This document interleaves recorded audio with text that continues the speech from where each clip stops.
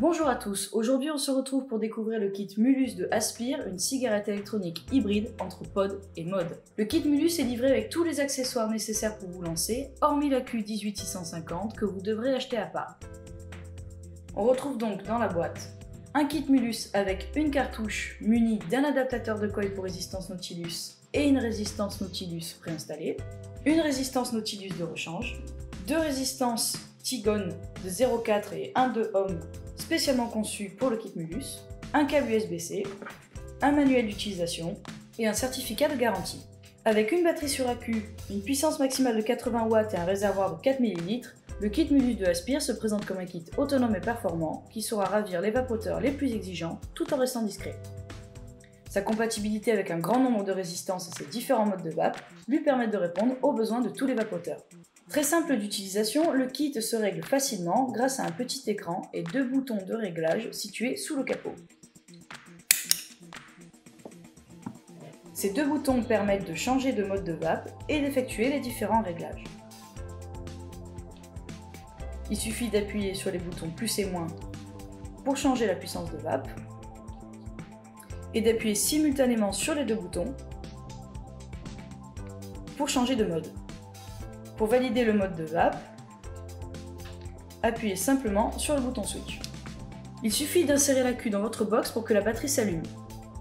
Lorsque vous appuyez 5 fois sur le bouton switch, vous verrouillez simplement votre box qui se met alors en veille.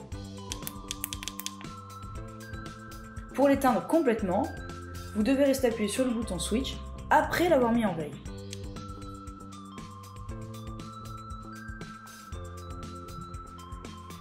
Côté cléromiseur, le kit Mulus fonctionne avec des cartouches réutilisables de 4 ml, compatibles avec les résistances Tigon et Nautilus grâce à l'adaptateur fourni.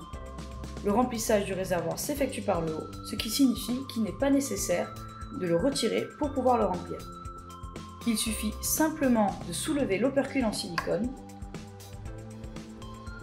pour procéder au remplissage.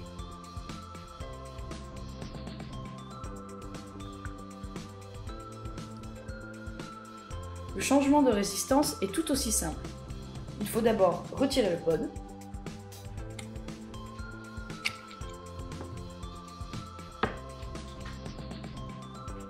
puis tirer sur la base de la résistance pour la retirer de son emplacement. Si vous utilisez une résistance Tigon, vous n'avez plus rien à faire. Par contre, si vous utilisez une résistance Nautilus, vous devrez dévisser la résistance de son adaptateur pour pouvoir la changer. On reste donc sur un fonctionnement similaire à celui d'un cléromiseur classique.